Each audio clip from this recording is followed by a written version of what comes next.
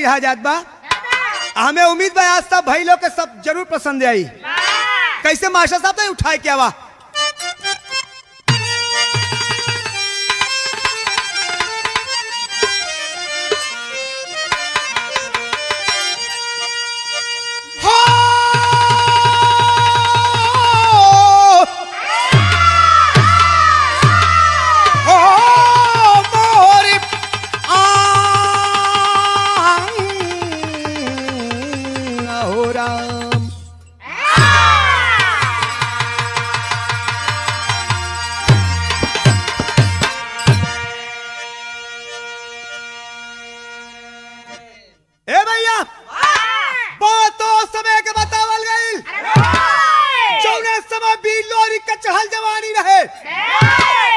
भैया। एक दिन बील लोरी का खड़वा से लड़के आवत हुवन। इधर राजा सादेव का बिटिया भी अपना जवानी में मरमराइल बे। देखलस जब चनमा कलस के रे दादा फैसन मरद अगर प्रभु अगर मरद हमारा जिंदगी में लिखले होइया तो ऐसने होए के बीर लोरी के देखलन कहना रे बाप हई इतना सुघर लड़की। बीर लोरी के चनमा से मोहब्बत हो गई। समय बीते लगल। इधर बुढ़ कुबे दादा अपने बेटवा बीर लोरी के शादी मंजरी के साथे कर दिलन। जब मंजरी के साथे बियाह करके बीर लोरी गढ़गौरा नगर में आइलन। इधर चनमा के छाती पर सांप रेंगे लगल। चनमा कलश का हो बड़का बीरे बनेला तो के लोग हंस जुबान तभी लोरी कहलन। बीर लोरी कहलन तू का कहल चाह तू कह के सुना अगर मरद हुआ तो हमारो कहीं कोनो जुगाड़ बनावा। बीर लोरी कहलन का चाह तू कहे कि हम यह चाहते कि हमार उड़ार करके यहाँ से लेके भाग चला। चनमा का उड़ार करके बीर लोरी हरदी में गइलन। और जब हरदी में गइलन तो पोखरा पर चनमा के बैठा के अब बीर लोरी कहलन घबरा मत कुछ खाए के जुगाड़ करके आवत है। जब गवा बढ़ल ये पंचो एक इधर जमुनी अपन दुकान सजाए के बैठल भी। जब इधर जमुनी देखला से पंचो जमुनी भी इनके ऊपर फिदा हो गई। कलश का हो देखा से कौनो बीरा लगत हुआ। बीर लोरी कहला बीरा लगत ना ये नमो बीर लोरी ख कुलापन बीतल कहानी बतौलन। जमुनी बीर लोरी किले के राजा महुअर हरदी के राजा महुअर के यहाँ गई। जब महुअर क्या गई राजा महुअर देखलन कहा कैसे कहे पूछा मत। लोग हमके बीर लोरी के नाम से जानलन। अब कुछ ऐसा ना हो विपत आइल बा जौने नाते हमके कुछ काम चाहत बा। बारे हमार हंस यदवंश बीर लोरी इज्जत ऐसा भूमिका लगिल मास्टर उठा के आ जा।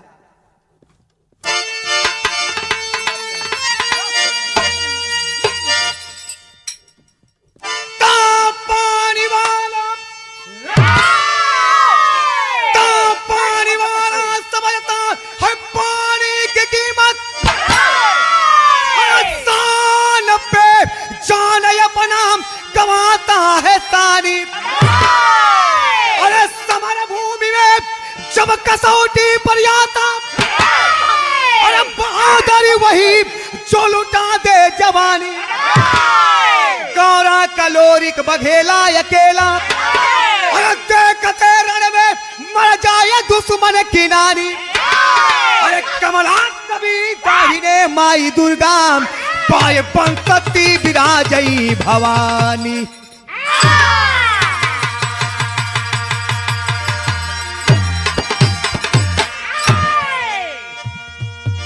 हे भैया राजा महुअर कहलस कि का हो कौन काम चाहत बा। बीर लोरी कहलन कौनो काम मिली चली। राजा महुअर कहलस कि आखिर तू बिरादर कौन हुआ। बीर लोरी हंसते कहला हीरे तही। राजा महुअर बीर लोरी के चरवाहा का काम दे देलस। बढ़िया काम मिल गल भैया। बीर लोरी शेर बकरीन के लेके जाए सिवान में छोड़ के मोटहर लाठ देख के तान के सुतता है। इधर किसान कुछ परेशान बड़े आके राजा महुअर के शिकायत के का हो हई कैसा चरवाहा बोलौले वाला। राजा महुअर बोलौलस बीर लोरी के कहलस कि बड़ा बहुत बड़का तू वीर भैल गया। बिलोरी कलर की घबरा मत। अगर देहला चाहत हुआ तो कौनो लोहा का लड़ाई दा, कौनो बीरन के काम दा। राजा महुवर कलश के सुना, अगर बिरताइया देखावल चाहत हुआ तो नेउरापुर का राजा हमार 1200 पट्ठा ले जाके कैद के लिए बा, कोई के छोड़ा के लेके आवा तो तुहके मर्द बखानी। बिलोरी कलर ठीक बा। बिलोरी कलन की अगर लड़ाई लड़ावल चाहत हुआ तो हमके एक खेत घोड़ा चाहिए और एक खेत तलवार। राजा महुवर कलश की घबरा मत, जाए कलन की वही एक एक कटहवा घोड़ा बा, कटहवा घोड़ा के ले जाके अगर लड़ल चाहत हुआ तो ले जाके लड़ा। ए भैया जैसे ही बिलोरी वो कटहवा घोड़ा के पास गईलन, कैद कर बा तो खाना में कुआं में कैद कर दे बोला। बिलोरी के पास में गईलन, आज ऊपर कैलन तो इधर नीचे जो कटहवा घोड़ा जो के मंगरा घोड़ा कहल जाला। मंगरा घोड़ा आवाज कह रहा तू कैसे बिलोरी कला चढ़ाई करे खातिर आईली। मंगरा घोड़ा नीचे में तो खनवा से कह दे कैसे चढ़बा हम नीचे तू ऊपर। कहा हमके विश्वास ना हुआ कि तू बिलोरी खहुआ। बिलोरी कहल कैसे तो के विश्वास हुई, कहे कि एक बरहा फेंका, हम अपने हिक्का में कसा दे, तू एक हाथी हमके ऊपर अगर घींच दे तो के जाना कि बिलोरी खहुआ। ए भैया इधर भयल गरम खून आई रे, एजा एक लाइन कौआई लगल मास्टर।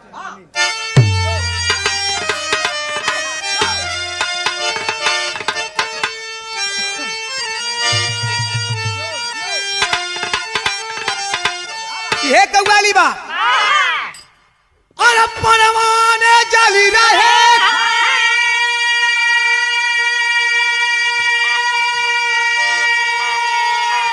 और परवाने चल रहे हम और तेरा इश्क में तमाम। अरे जानम जानम, अरे जानम जरा इस आग में, अरे जानम अरे जरा इस आग में, अरे खुद को जला के दे।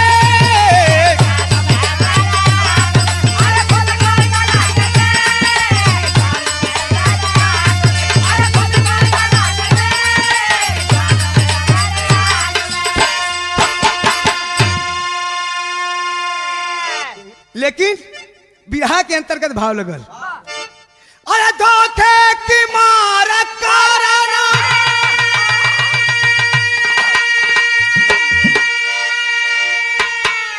अरे धोखे की मार कारण, अरे पूज दिलों का काम। गर मर्द हो तो सांभरे, अरे गर मर्द हो तो सांभरे, अरे पंजा मिला के दे।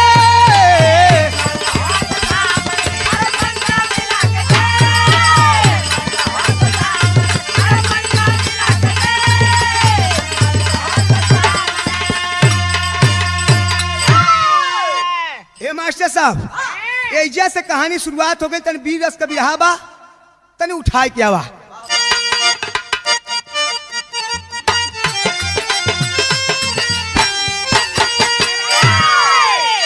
और गड़ गौरा के अंदरी लोरी के सवरू मरदाना, वीरता की अमर कहानी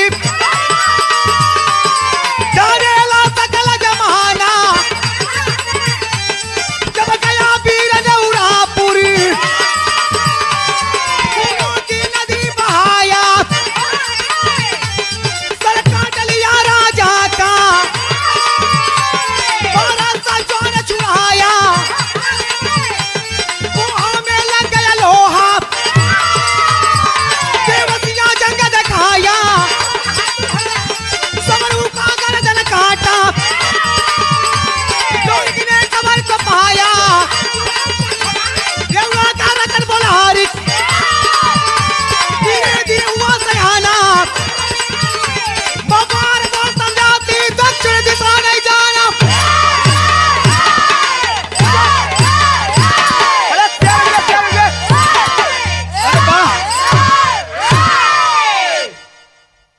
रस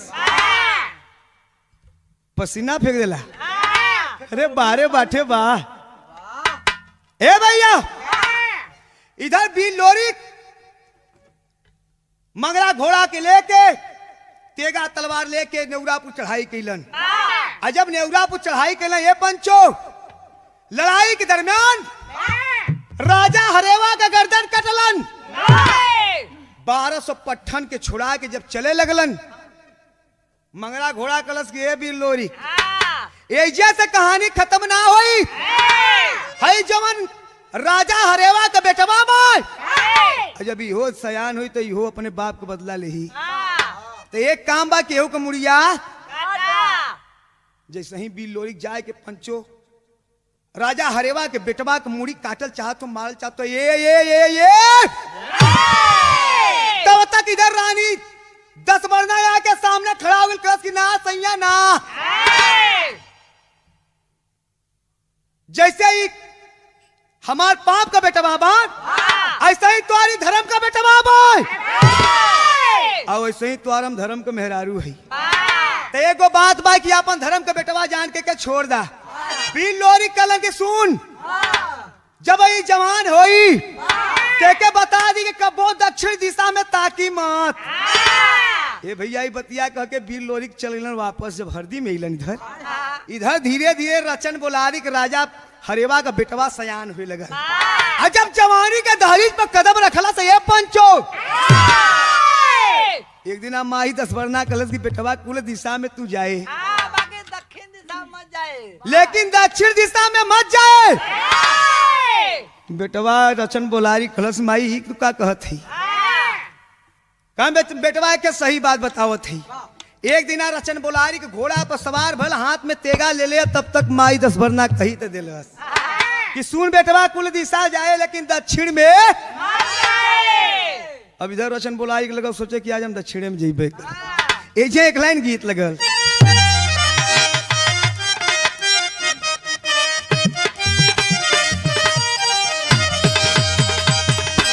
देखा बड़ा पुरान गीत, बड़ा लचकदार गीत बा।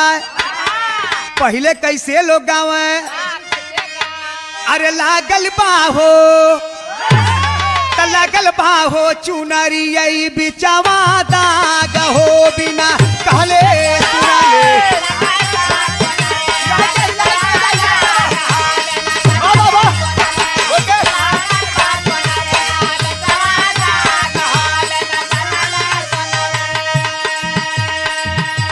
गीत रहल, लेकिन रचन बोलारी जब घोड़ा पर चढ़ल है, जब घोड़ा पर चढ़ल पंचो तो कैसे चलल है।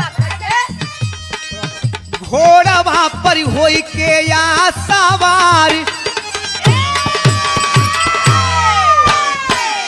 घोड़ा वहां पर होई के या सवार, बीर बलवा नवा चलल।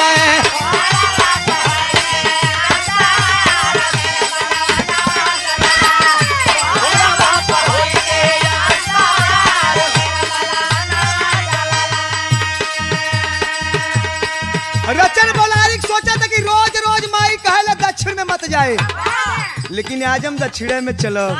ए भैया जब दक्षिण दिशा में चलल ए पंचो, जब खैरी नदी के पास गयल देखा तो तमाम तलवार धरोहर हड्डी कुलजा पड़ल बा। रचन बोलारी के देख के आश्चर्यचकित नैनों से देख रहा है। तब तक एक बुढ़ऊ दादा मनोज घूमते आ गिलन। जब घूमत अलन तो रचन बोलारी जाके आवाज दिलस, का दिलस, कैसन हरोहर बाबा देवा बतलाई,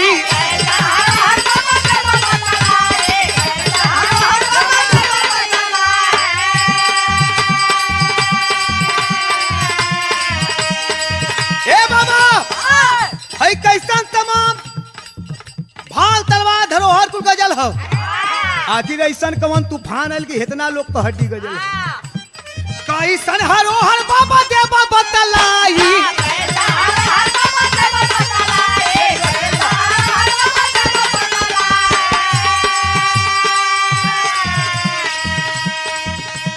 साथे साचे बतिया बताई है तो हर माई,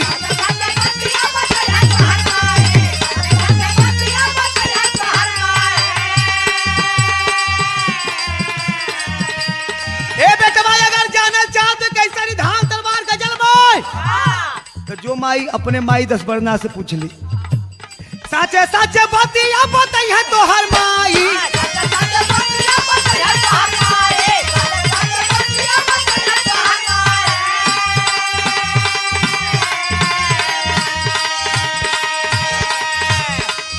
जार के शरीरिया भैलांगार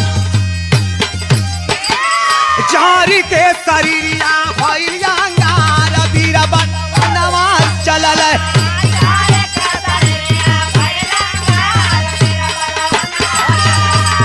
जार के शरीरिया भैलांगार वीर ए भैया बुढ़ऊ दादा कहन की बेटवा अगर तय जानल चाहत हुए तो जो अपने माई दस बरना से पूछ ले कि कैसन ढाल तरवार को गंजल हो। इधर रचन बोलारी के पंचो जब आयल तो जाके अपने माई के सामने कलश के माई हे मां इतना दिन से जब पूछली तब तू कहलू तोहार बाबू कहीं गइल बाड़न लेकिन मतारी आज बतावा अरे माता कसम है बताए आज मुझको अरे माता कसम है बताए आज मुझको खैरी पे किसने है मरघट बनाया अरे पिया दूध माता का कितना होगी इधर जुर्रत हुई कैसे आंखें दिखाया कलश की माई ऐसन कवन तूफान आ गल कि ऐसन कवन हमार दुश्मन आ गयल कि इतना लोग के मार के प्रलय मचा देहलस माई दस बरना कहती कि पैसे अपने बचवा के बताई हम तब तक इधर रचन बुलारी के बात और कसलस पिता का बता दे आज जननी अरे पिता का पता बता दे आज जननी अरे कामों से क्यों हो समझ मैं ना पाऊं अरे अगर ना बताओगी पिता का पता खा के जहर प्राण अपना गवाऊं ए माई आज साचे साच बता दे कि आखिर हमारे बाहू कहाँ हूँ अगर हमारे बाहू का पता ना बतौली माई तही देखा थी तलवार ना मार के करेजा में ऐसे गिर जाई अने साच साच बात बता दे ए बाबू आंख में आंसू लेकर के माँ दस बरना रो रही है और समझा रही कि अरे लाल जाने दे ओ समय कुछ और था आज समय कुछ और है जो होना था सो हो गया लेकिन विवश हो जाती है वो माँ अपने बेटियों को समझाती है गीत बदल गई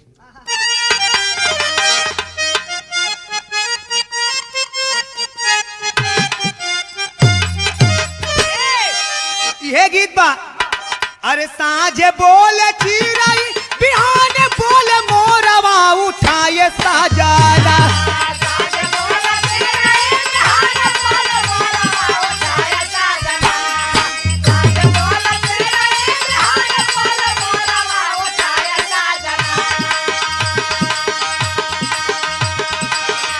बहुत बहुत सा गीत सुनत हो लेकिन बिरहा में भाव लगल माई दस बरना अपने बेटवा रचन बोलारी के समझावत थे का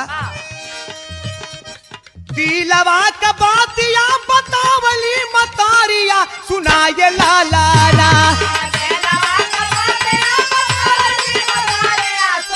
बाबा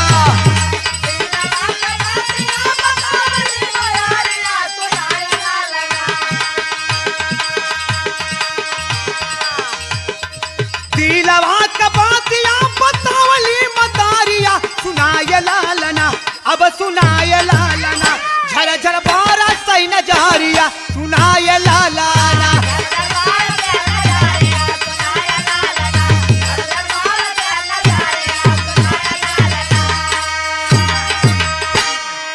और अधिक मौहर राजा भेजल स तूफानावा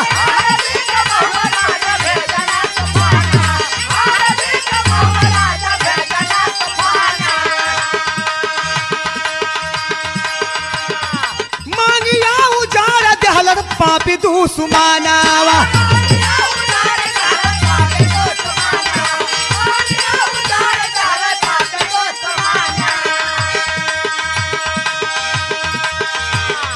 लोरी का बनाम खास गौरा नगारिया सुनाए लालाना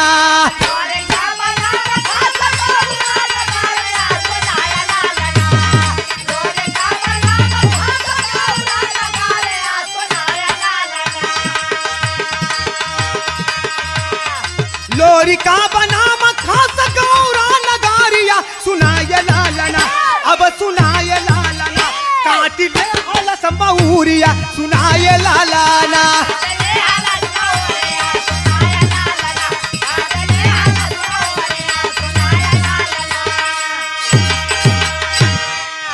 ए बेटवा, अगर तू जानल चाहत हुए तो सुन। एक बार हरदी का राजा महुअर ऐसा तूफान भेजलस, ऐसा तूफान भेजलस कि क्षण भर में नेवरापुर में आई पूरा प्रलय मचा के चल गई। तब तक रचन बुलारी कहलस कि अरे माई आखिर कौन तूफान रहे। माई 10 बरना बतौलस कि ए बेटा, नाम बगल पूछते हुआ तो का नाम बाप जेके लोग हंस यदुवंश वीर लोरी कहलन, गढ़गौरा नगर के रहे वाला बा। इतना बतिया जब रचन बुलारी सुनलस ये पंचो इहो जवान बा, जवानी के दहलीज पर कदम रखले ह, नया नंगार बन गयल। यही से बिरहा के शैली में का नाम बा।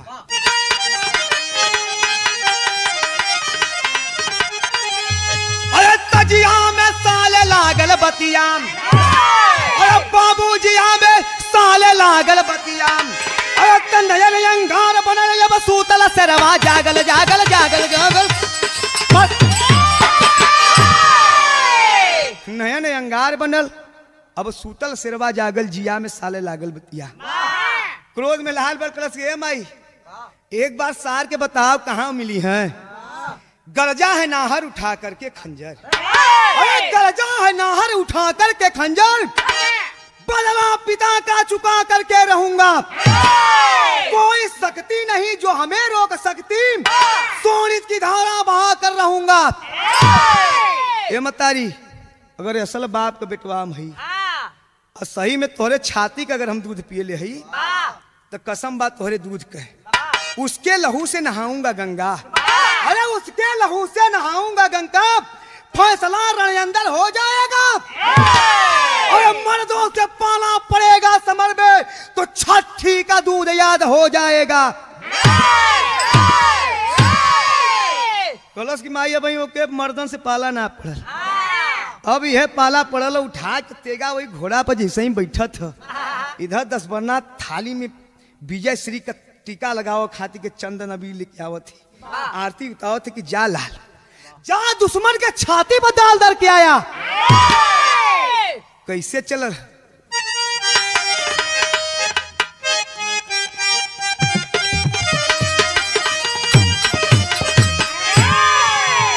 देखा है कि लोग मिर्जापुरी कजरी के नाम से जानलन।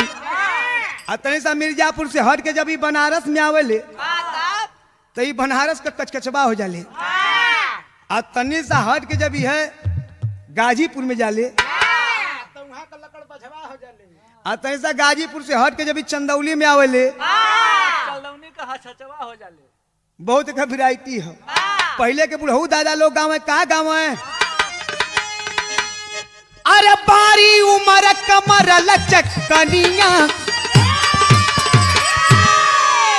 बारी उमर कमर लचकनिया, बारी उमर कमर लचकनिया, गोरिया की चैनी हुरक के पनिया की गोरी का झूले झूलनिया ना।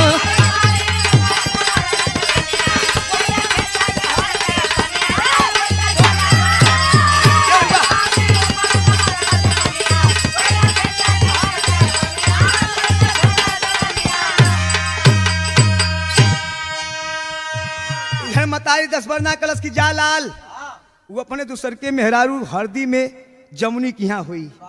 इधर कैसे चला रचन बोलारी? अरे चलना बीर बघेला साजी, चलना बीर बघेला साजी, चलना बीर बघेला साजी, ला सकारिया हो समरिया होई हरदी बजरिया ना।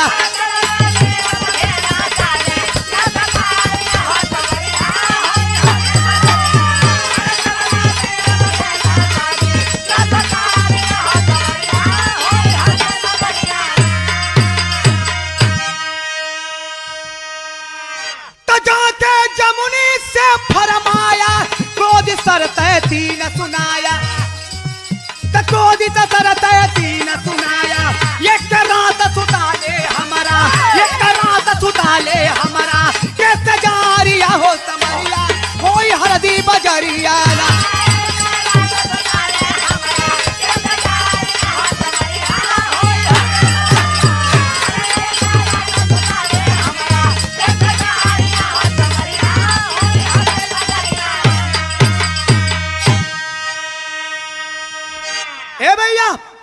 रचन बोलारी के जब हरदी में आयल ह जमुनी के द्वारे पर जाके आवाज दस किया, जमुनी निकाल बाहर, निकाल कहाँ वीर लोरी कहवन। बड़ा चर्चा सुनली, बड़ा वीर हुवन। आज हम देखल चाहती कैसन वीर वीर लोरी खहुवन। ए बाबू जमुनी बहरवा निकल कहते कि अरे आज तक कैसन कोनो वीरे ना भइलन जोन हमरा सैया के नाम लेके बुला दे। जमुनी आइल कहस की बचवा तोर कहाँ घर लाल, बताओ अपन पता। अतन यहाँ पर पता हमके बता दे। रचन बोलारी कहलस की पता तू जानल चाहते ही तो हमार पता ही बा कि हम राजा हरेवा का बेटवा रचन बोलारी के बाड़ी, हम अपने बाप को बदला लेवा खातिर आई लाई। निकाल हमरे बाप के जैसे कटले ह ऐसे ही हमहू ओकर मुड़ी काटब। जमुनी कहलस कि हई देखा 2 दिन के लवंडा इतना भारी बात कहत बा। ए बेटा जो भाई माई के गोदी में बैठ के भाई दूध पी। अब भाई तू बील लोरी से लड़े लग ना हुए। तब तक रचन बोलारी कहलस कि सुना मार से खिहा मत बुढ़ौती में, हैया माँ 3 गो शर्त बा, एक के पूरा कर दा। कहे तू बोल अपन शर्त। कहे कि सुन, या तो बील लोरी के हमरे सामने कर दे और नहीं एक पोखरा दूध दे दे, और ना यहू में अगर दोनों शर्त ना पूरा करबी तो एक खे और शर्त हो, और नहीं एक राती तुरे बुढ़ौती में तुरे सेज पर सुतब। अरे है रे, आज जमुनी के खरगल की बाहर सैया अगर हमारे रहते हैं तो ऐसे कौनो पापी आए कि हमरे सामने ऐसे हमरे सम्मान के साथ समझौता न करतन। हे बाबू इधर 2 दिन का समय दे के रचन बोलारी फिर अपने हरवा में नेवरापुर में आयल। इधर जमुनी पाती में लिख के गौरा में खबर भेजवावत बा, पाती में लिख के भेजौलस गौरा में। कैसे विदेशिया में कहना बा,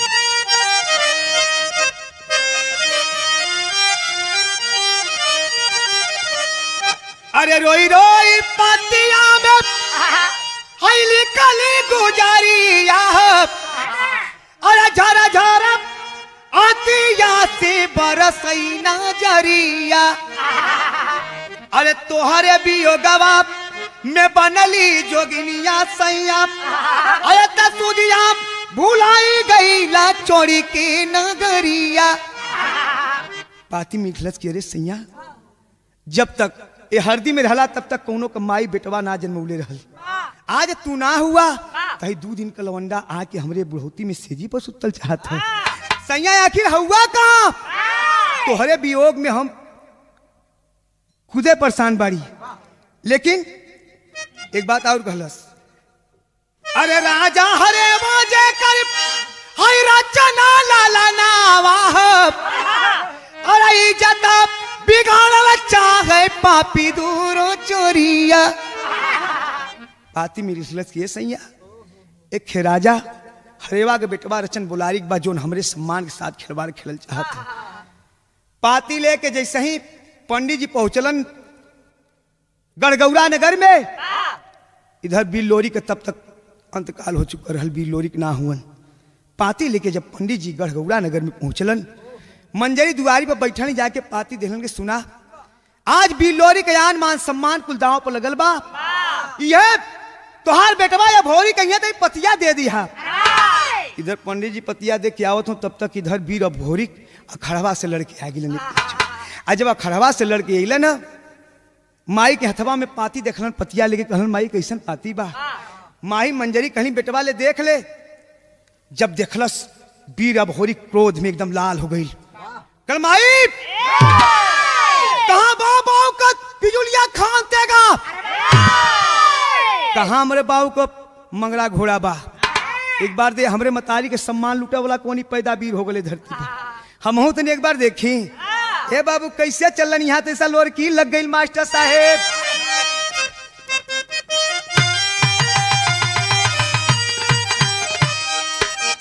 पहले का हमन का बिरादरी के लोग गाँव में बुढ़ऊ दादा लोग गाँव में, पहले का बुढ़ऊ दादा लोग पगड़ी बांध ले, हाथ पर लाठी, कान पर लाठी ले ले, और वही लाठी में अपन पनही फंसा ले, तब गाँव है ऐसे गाँव है। अरे राम राम राम राम राम राम राम,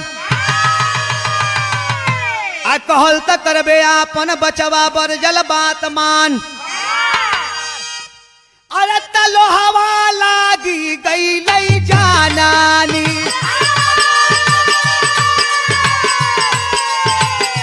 लोहवा लागी गई ले जानानी, गढ़हारा दिया तेरी बा।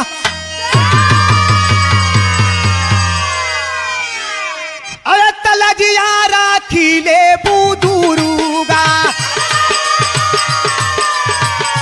लजिया राखी ले बुदुरुगा, समारिया तेरी माँ। ए भैया वीर अभोरिक से माई मंजरी खली की बेटवा उत तेगा तलवार मंगरा घोड़ा आदि शक्ति भगवती माई दुर्गा के बारन जा माई दुर्गा से मांगला। ए बाबू वीर अभोरिक माई दुर्गा के मंदिर में गईलन, जा करके अर्चना कर रहे हैं, प्रार्थना कर रहे हैं, लेकिन वो माँ प्रकट नहीं होती है। कैलन का वीर अभोरिक पहपट में भाव लगल।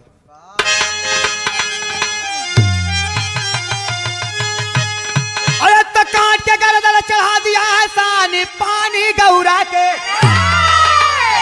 अरे तो काट के गर्दन चढ़ा दिया है सानी पानी गौरा के, अरे तो याग दिखाई कैसे ही अभिमानी पानी गौरा के।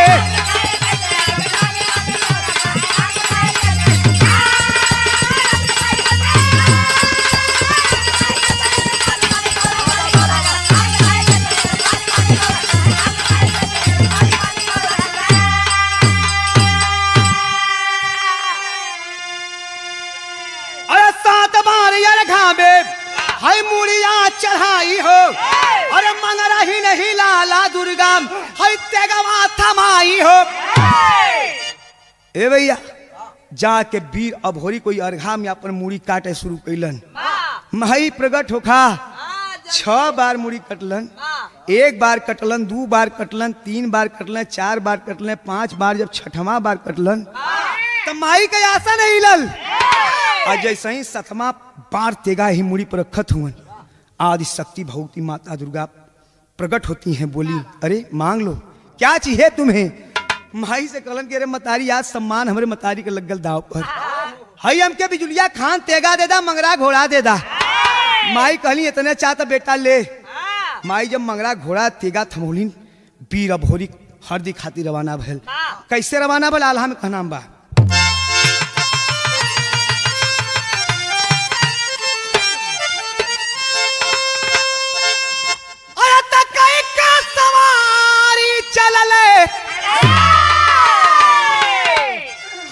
हीरे कई ललनवा शेरवा के आगे शेरवा का बाचा नहीं होला होशियार।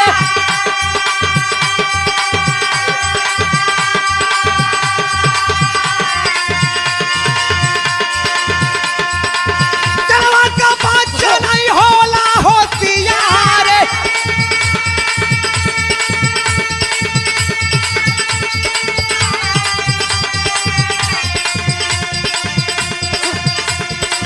बदवा के खूटिया पर बांस अब होला,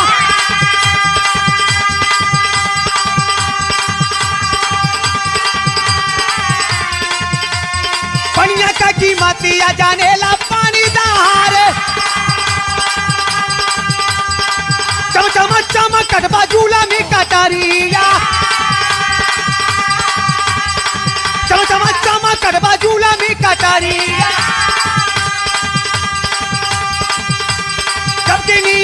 गई हारा दी बाजार से देखा जमुनिया वाला सजनामा,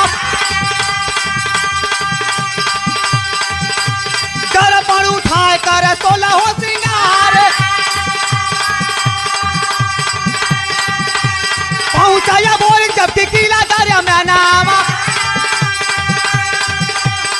पहुंचाया बोल जबकि किला दरिया में नामा। माता का चरनिया कहेला उस बाहर।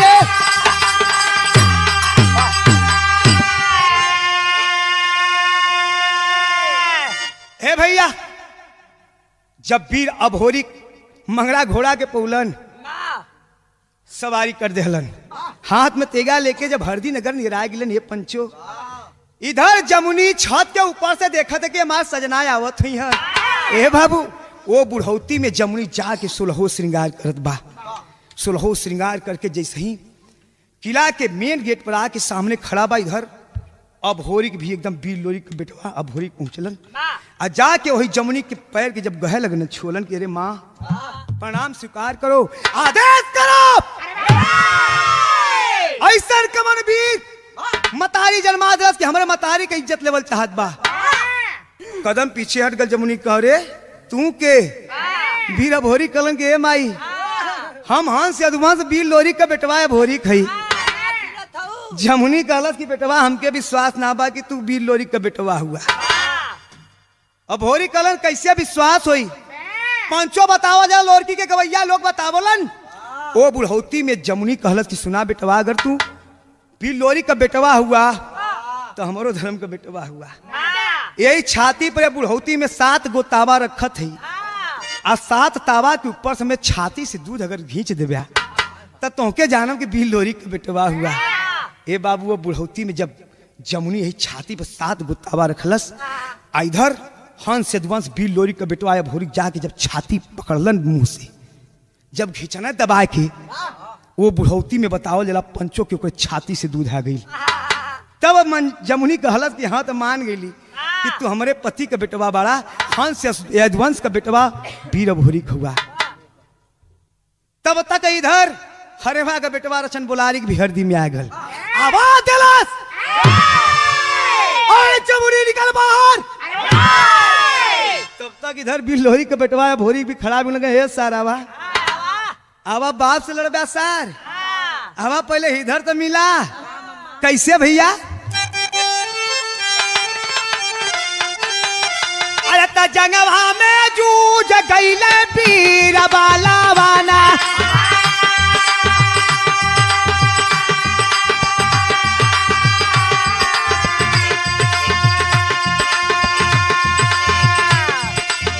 खचा खचा बाजे लागल तेगा तलवार।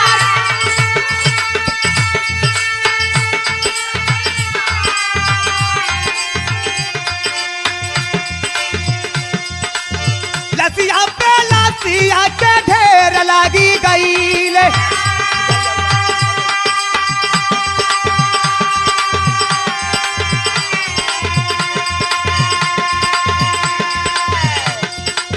लसिया पे लसिया के ढेर लगी गईले।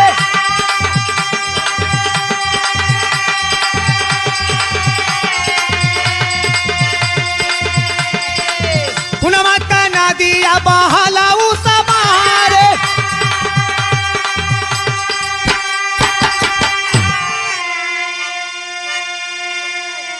ए भैया एक तरफ रचन बुलाए दूसर की ओर वीर अभोरी तेगा तलवार लड़े लगल। मिलल वीर अभोरी के मौका, मरने तेगा उठा के रचन बुलारी का मुड़ी कट गई। जब रचन बुलारी का मुड़ी कटल है पंचो, इधर आके जमुनी हाथ पकड़ के अभोरी का रोवत है कि अरे बेटा ये अनर्थ हो गई। वीर अभोरी कलम आई, अब दुश्मन का मुड़ी काट दिली तो अनर्थ का भयल। माई जमुनी कलश की बेटवा अंतिम समय में जौने समय हरेवा का मुड़ी तो हर बाहू कटलन, उनका मेहरारू 10 बरना आके कलश की, ए सैया आज से हमार तू धर्म का सैया बाड़ा, आई धर्म का तुहार बेटवा बा, तई हो तुहार बाऊ स्वीकार कलन की हमार बेटवा बा। तो तुहार मुड़िया कटत तब वो नहीं दुखवा होत, और रचन मुलारी के मुड़िया कटले तब वो नहीं दुखवा बा। देख के तुमसे हमारी आग्रह बा की मुड़िया 100 लेके रचन बोलारी के जाके करे माई 10 बरना थमादा देदा कदा के अंतिम दाह संस्कार कर दी। कैसे आखिरी भाव लगल?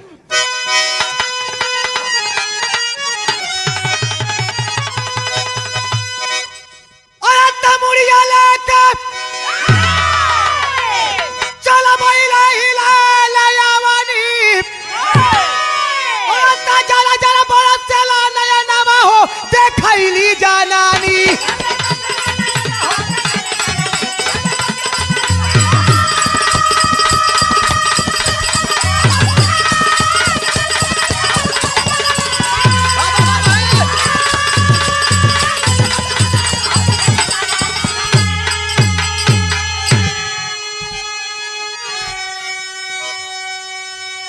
इधर रचन बोलारी कमाई 10 बरना सोचा कि हमार बचवा लगा था दुश्मन का मुड़ी काट के आवत बा। थाली में दीप सजा के इंतजार करते कि हमारा बचवा आयु कर हालतू तारब। तब तक इधर वीर अबोहरी रचन बोलारी का मुड़ी लेके जब पहुंचल, आंख में आंसू लेकर के 10 बरना बोलती कि रे हाय रे लाल, बारे विधाता का हमरे किस्मत में है लिखल, हमारे आंख के सामने हमारे सैया की मुड़ी काट लेवल गई, हमारे आंख के सामने हमारे बचवा का भी गर्दन उतार देवल गई। तब तक अबोहरी कुटल कहल कि माई एक काम बा का, अरे अंतिम संस्कार माई अधिहा करवाई, तभी रामाया बोर का गाड़ा गहुरा में जाई।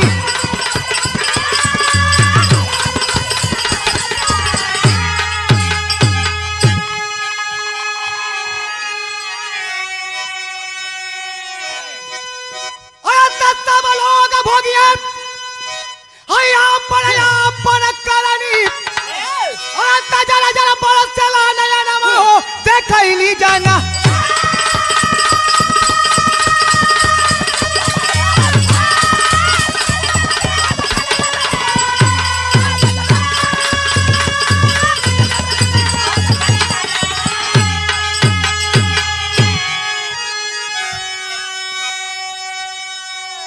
तो ऐसा ऐसा कहानी बा यदुवंश घराना में जो सुनने के बाद एक बार रोंगटा खड़ा हो जाला। आखिरी में कहना बा, गुरु बिहारी गुरु गणेश गुरु रामलाल मुर्मा का स्वर्ग बसे चल का कभी बच्चन का विजय पतो का कीजिया में साल लागल बतिया राम